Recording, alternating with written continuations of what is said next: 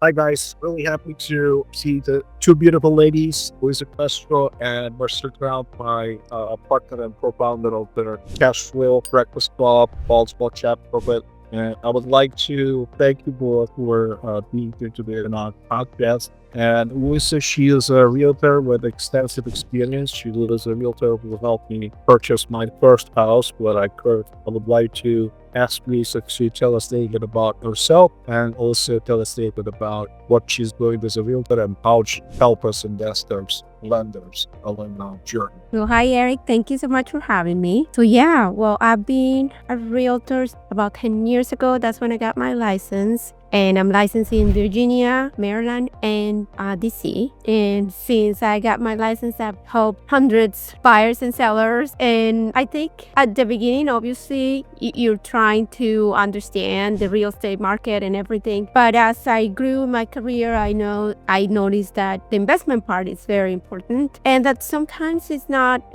explored by a lot of agents, a lot of real estate agents. But it's a really good way to create wealth. It's not easy, but once you get a sense of it, it's you can capitalize, and it's fun too. So what other questions do you have? Yeah, I think I found it kind of surprising that a lot of realtors are not actually aware what investment side of this business can bring.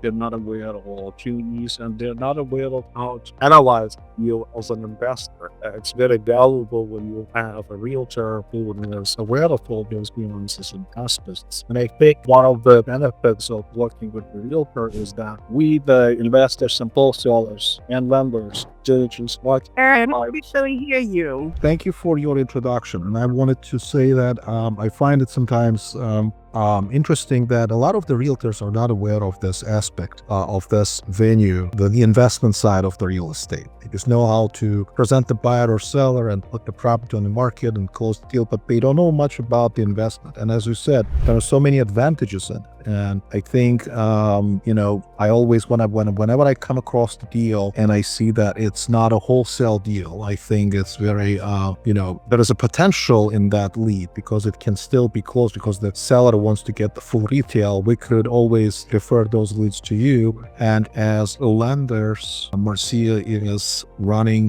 Greenwood and Archer. She's a lender and owner of that company. I'm also a commercial lender working with her. And as a real estate investor, we are always looking for deals ourselves. So this collaborative approach, if we both know what we are looking for, I think can be very productive and helpful for all of us. And it's true that a lot of the realtors are not aware of that. Now, what do you find, would you describe as the most challenging and most rewarding aspect of working with investors and wholesalers such as myself, for example? Well, I think the most challenging part is to find that deal. It's not easy to find, and I think that's what it's not everybody can make it, right? Because it takes time, it takes perseverance, and it takes takes being there and trying again and not being afraid of failure and getting up again and doing it again. And sometimes we just give up because we don't think it can happen, but it will happen if you keep trying, finding that one deal. And once you do one or two, I think that it gets easier. But it's hard to find deals, and I would say that's the most difficult part. And the fun part is everything else is very fun. It is very dynamic, so it's not something that's not that kind of a job that you will get bored or there's something new every day. So I think that's great, but like I said, it's hard. It's not easy. I would totally agree. I think the most experienced and successful people in this industry, whenever I talk to them, tell me that there is a perseverance, persistence on one hand. On the other hand, the system is necessary components of being successful in locating the right property. Because as you know, a lot of it in this business depends on the deal. And Marcia she's a lender with Greenwood and Archer, and she can tell you that, we are are asset-based lenders, and almost everything depends on the property. Because if it's a good asset, good investment, we're willing to lend the money on it. And if it's not, then we would not assume the risk of financing that deal. And the volume of, I think, one of the components I just mentioned, the system has to be in the place. And I think you have to consistently pull a large number of the leads and pound them, and you can choose your own, way of doing it. You can do the direct mail marketing, you can do the online marketing, you can do the PPC, search engine optimization, or cold calling. But whatever you do, you have to have a system in place and consistently pursue a large number of prospects in order to pull the leads out of them. And then out of those leads, one out of maybe 20, 30, or 40, depending on how skillful you are and what you are doing, will turn out to be a close deals. And yes, a lot of people won't have patience or time or resources to pursue it. But if you do have what it takes, which I think is fair to say that in any kind of business, in any kind of enterprise, no matter where you go, if you don't have those qualities, if you don't have persistence, if you don't have perseverance, and if you don't think about how to create and put a system in the place that can actually work based on your observation of how it works for others, if you don't have those qualities, there's no business that will succeed. I think it's just universally true for any enterprise. And if you can put your heart and mind into it, will definitely work out. Marcia, Luisa is the realtor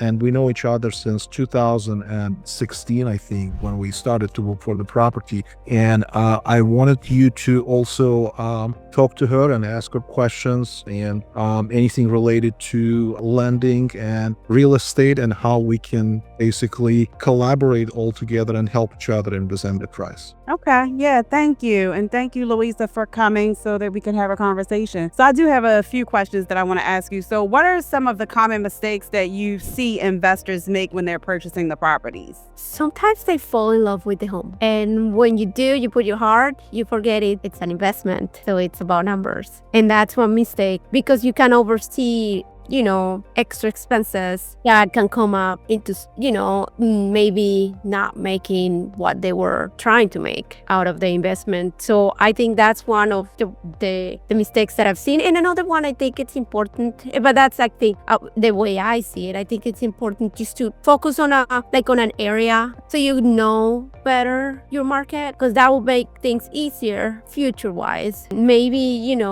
being too broad will help you maybe at the beginning, but then when you want to expand your business, it's easier to be, the local, to have like an area that you're an expert. Yeah, I love that. I know most investors that do it well, they have a buy box. So I know some investors, they only focus on a certain area. It has to have a certain number of bedrooms, bathrooms. They have to acquire it at a certain amount. They have to be able to disposition it at a certain amount. And the rent has to be a certain amount just in case they can't sell it. So if it doesn't fit into their buy box, they won't buy it. So I think that's excellent advice. And in terms of the numbers, yeah, absolutely agree. Numbers are the language of investing. And if you're not talking about numbers, and if you're going in there, looking at a property for its beauty or whatever, and you're not just running the numbers, then they're going to definitely make a whole lot of mistakes. So yeah, I'm glad you highlighted that, because that could be an issue for an investor. So how do you help these investors to evaluate these potential deals? Because it really is all about the numbers. So I usually, I would go do the market analysis. Obviously, look for the homes, what have sold recently in the area, what's the potential of the house. We will look at the price that's being sold at the moment, and what will be the resale price, how much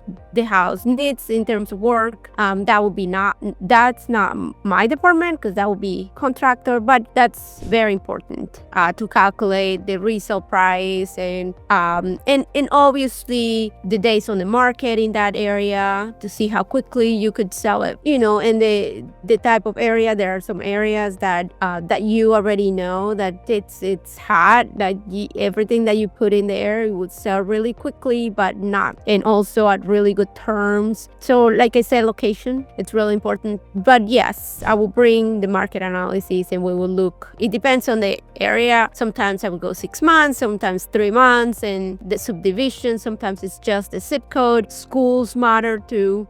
Different different things that we would look at, and it all depends on the property. Marcia? Yeah, sorry, I had to unmute. So I'm glad that you had that, that you said days on market, because I know a lot of investors, I'll ask them to give me their numbers and rarely do they know days on market. So they can tell me the acquisition price, the construction cost, they can tell me the ARV, but rarely can they tell me the days on market. And it's such an important number because oftentimes with these construction loans, they only have 12 months. So if it's going to take you 10 months to do your renovation, how much time is it going to take that property to be on the market and actually get dispositioned, especially, if they're doing fix and flip. So I'm glad you did mention the fact that people do need to know the days on market as one of their metrics in investing. How do you help investors structure offers that are competitive in today's market? So as we all know, access to properties and being able to get properties under contract and closed is it is probably the most important thing that an investor has to do. So how do you help them to structure these offers to make them competitive and get these properties for your investors? I always like to explain every aspect of the contract, but usually, and when I am explaining that to my clients, not just investors, but any buyer, I would just go over every aspect and explain what it means to them as buyers and what it also means to the seller. Because at that moment, we have to put ourselves in the mind of the seller. What can we do for the seller to say, this is the one we're gonna pick? But in terms of investors, I would just say, and obviously, it's also what they can do. If in order to win it, they're not gonna make a profit, maybe that's not the right home and we just have to pass, right? If the competition is too high and maybe there is somebody else trying to buy it maybe for themselves, they could go higher because they don't care about the profit. But just like I said, if the numbers don't work, I would always let them know and explain every contingency. And obviously when you're doing an investment property, no contingency, something really clean, closing fast, that's really important. And that's pretty much it. Okay. Do you have them figure out their maximum allowable offer? I know we didn't have this conversation, but I had my real estate license for 10 years and I actually had a mega team. And I know our investor division, I actually did wholesaling too. I know for our investor division, and anytime we were doing wholesaling, we would always come up with the maximum allowable offer so that the investor, wholesaler, whoever would know what that number was. Yeah, I would recommend, obviously, I can't, enforce anything, but I would make my suggestion. I would say, okay, this will be, if you pass this number, you're taking your own risk that, you might not be making a profit. Okay, perfect. So what strategies are your investors using to stay profitable in today's market? So maybe that's one of the things is figuring out that maximum allowable offer so that they make sure that they don't go over that number, because if they go over that number, then they're going to start eating away at their profit. Yeah, and sometimes I like to explain everything, and again, it's not my final decision, and I've seen some of my clients take some certain risk because, again, if the location is great and they know they can do it, and I can explain, hey, this location, there's been only 2 houses or 3 houses sold in the past year, and I know a lot of people are waiting for a home in this particular neighborhood, and they sometimes have taken the risk and the home have sold amazingly and they got good profit. So they didn't mind going a little higher when they bought it because they knew it, but again, it's their own decision. So what advice would you give to a new investor? So a lot of times we're dealing with brand new investors and they're just getting in and they're scared and they don't know what to do, or they have some baseline information, but they just don't know what to do to actually get started, to actually do that first thing that they need to do to get started investing. So what advice would you give a newbie, a new investor? Choose your right team. I think having a good team, somebody that could, somebody that can help you with the comps, and a good lender, that's very important. Okay, very good. That's pretty much all of my questions. So what issues have you had around financing? Tell me that. Tell me what issues you see your borrowers have around financing the property and actually closing on the deal. In terms of investment or in general? Yeah, investment, everything, all investment right now. Well, like when you're getting a hard money lending, the lenders, like you guys were talking about before, they check that the home really, they they pre-approve the home, not the person. So it most likely the house will close at that point. But I think after that, I've seen them having issues with not doing the due diligence in terms of maybe leaving a little bit for surprises when they're doing renovations to the home, because we all focus a lot on cosmetic because that's what sells, but sometimes behind that, what it's not fun and it's not pretty can cost you a lot more. I agree. I always tell our borrowers to have at least a 10% contingency just in case, because you don't know what's going to happen once you get into that property. Yeah. Thank you so much. That's pretty much all of my questions. Eric? Yes, I wanna share something on the screen, and can you see the spreadsheet? So this is a spreadsheet that I also want to share with members of our club. So this is the spreadsheet that I use to make the offer. So let's say if the property had a $450,000 after repair value, and if it required let's say $90,000 to fix it, then and let's just remove this asking price, and it had like $90,000 to fix it. If I was to reassign my contract to somebody else, to third party, if I was not interested in buying it, I would add my reassignment fee here, let's say $10,000, and I would say buyer's profit 20, resale cost 10. So that means in this particular case, you are buying at 70% of the ARV minus repair cost minus assignment fee, and it shows your maximum allowable wholesale cost, which is how much you can afford to pay to get this property under control, and $225 would be your disposition. So you would be at the right point if you could get this property for $250. Now, if you don't want to reassign it and you want to buy it, if I want to buy it and flip it myself, then I can go as high as $225 because I don't have to make money on. A lot of people will say, like, where did this number come from? The 70% might be like arbitrary number and so on. But I will notice this: 10% of the resale value, you're gonna lose 10% of the ARV. You will lose when you sell the property. It will be the cost you will pay for the commission to the realtor. You will pay the fees, taxes, transfers, closing fees, and etc. So there is 20% left. And out of that 20%, I did run the calculator because now as a lender, I can see what is the cost of the hard money. I think about 9% of that will go towards the cost of your hard money, which is your points, interest, monthly interest, and then also holding costs, and etc. So at the end of the day, if you want to make like 10% of 450, you would have to buy at 70%. And that's my formula. Now, I work with contractors. I work with people that have, lower costs of rehab. They sometimes go at as high as 75 or 80% of ARV because they save on the cost of either materials that they have purchased in the past, or they save on the cost of the labor. But this is basically what I do to figure the maximum allowable offer I can make. And in terms of the days on the market, very good point was mentioned earlier by Marcia and Luisa. And what I do, there is a function on redfin.com. You can go and find all the properties sold in the past 1 year, select the neighborhood or a zip code. And then if you scroll down, in state of Maryland, it's a free state, which means the data is free flowing. You can just download it. As soon as you download, it's on your spreadsheet, and on your spreadsheet, you can look at the low high numbers of the days it took for property to sell. And I usually find out that the properties that are well maintained and look better have more futures, have less days on the market. The ones that are distressed have more days that they stay or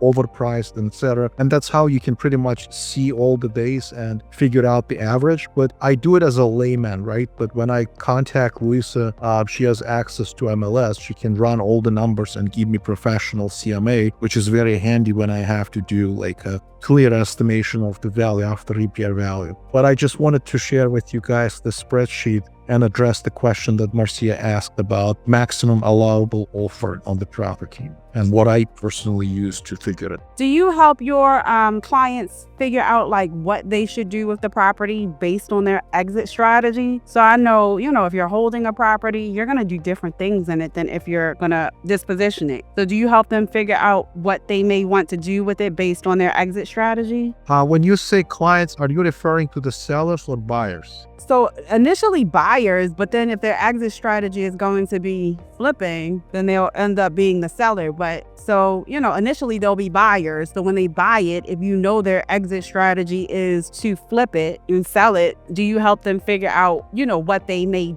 want to do with the property based on their exit strategy? Like I said, I personally don't. I know there is a guy, his name is Chris Thompson. He is an expert in creative financing, and he actually provides that type of service for investors. He will kind of like dive into the deal and figure out one of infinite ways that you can close the deal and if it's possible or not, and then he will lay out everything and structure the deal for you on the paper. I don't do that for the buyers, but when I contact the seller, the question always is, how motivated they are to sell, how quickly they want to sell, and what they want out of the property, and also what is the actual value of the property. Is it like the stressed property in a horrible condition that needs the complete rehabilitation, or is it something in a pristine condition that you can put on market and sell in 3 days? So depending on the variety of the circumstances that a seller might be in, I will also have to think about variety of the ways that I can think of working as an exit strategy for that particular seller. And then I would decide whether this is something that I should acquire and flip myself, whether it's something that I should get under contract and reassign to third-party investor, or whether it's something that I should right away refer to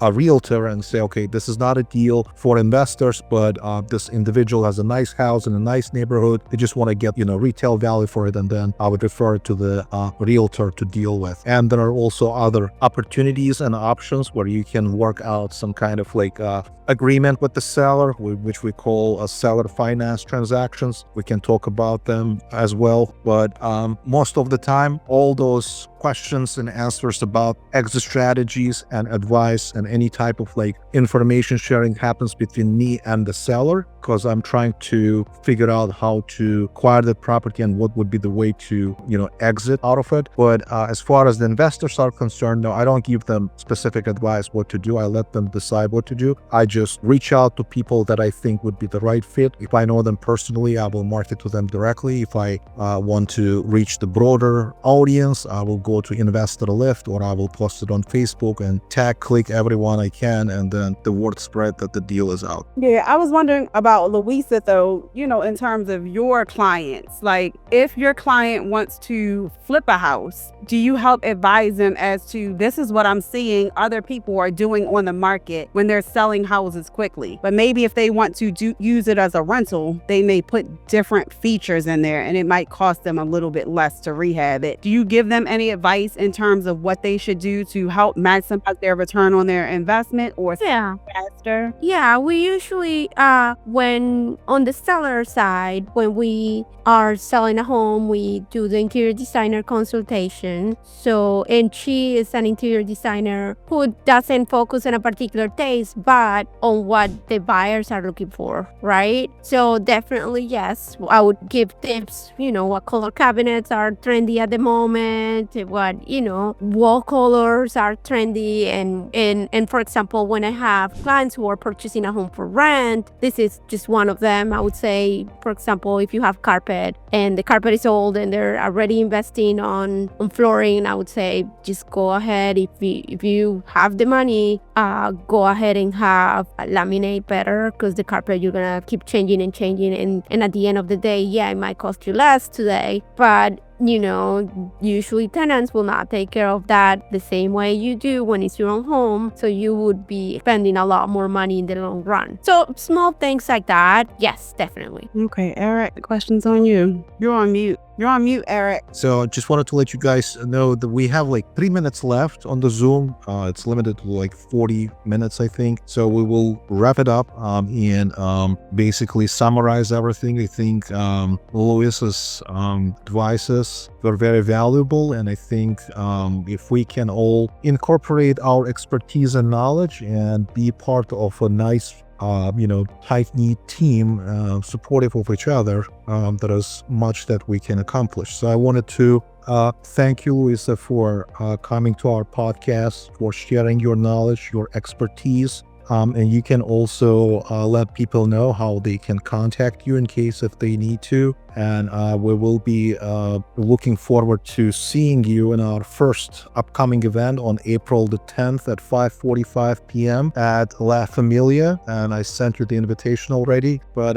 yeah, I wanted you to just, in conclusion, tell us like how we can reach out to you. What's your phone number? What's your website? You can always call it 301-721-1713. Great. Thank you. Thank you very much, Luisa. Thank you, Marcia. Thank you, ladies. And I will be seeing you soon. Thank you. And please invite any investors that you know. Please, investors, wholesalers, contractors, please invite them. Sounds good. Yes. Thank you. Yes. Bring all your friends, all the investors, wholesalers, everyone. Awesome. Thank you. Thank you. So much. Take care. Bye. Bye-bye.